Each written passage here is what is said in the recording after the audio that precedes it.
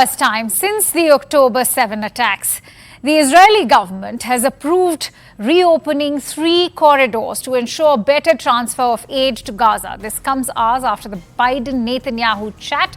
Meanwhile, celebrity chef Jose Andres told Reuters in an interview on Wednesday that an Israeli attack had killed 7 of his food aid workers in Gaza. Listen. They were targeted systematically, car by car. Celebrity chef Jose Andres told Reuters in an emotional interview on Wednesday that the Israeli airstrike that killed 7 of his World Central Kitchen aid workers in Gaza had been deliberately targeted, and he rejected Israeli and U.S. assertions that it was a mistake. This was not just a bad luck situation where, we dropped the bomb in the wrong place or no. This was over 1.5, 1.8 kilometers with a very defined humanitarian convoy that had signs in the top, in the roof, a very colorful logo that we are obviously very proud of, but that's very clear who we are and what we do.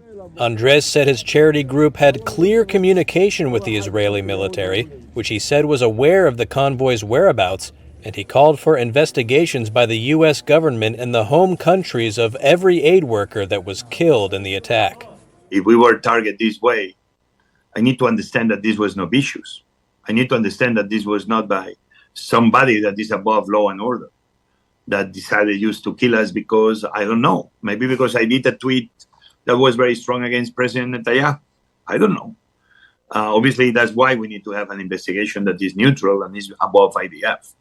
But what I know is that we were targeted deliberately, non-stop, until everybody was dead in this convoy. The aid workers were killed when their convoy was hit shortly after they oversaw the unloading of 100 tons of food brought to Gaza by sea.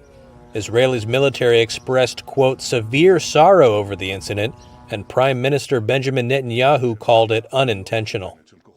A U.S. official said President Joe Biden, who spoke to Andres on Tuesday, will speak by phone to Netanyahu on Thursday. The White House has described Biden as outraged by the attack, but the president has made no fundamental change in support for Israel in its war in Gaza. Meanwhile, the State Department said the U.S. wants a swift Israeli investigation into the incident. Here's State Department spokesperson Matthew Miller. It doesn't really matter how they made the mistake.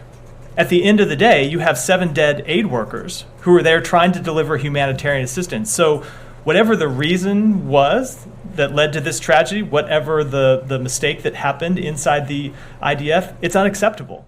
Andres said his organization was still studying the safety situation in Gaza as it considers starting aid deliveries again.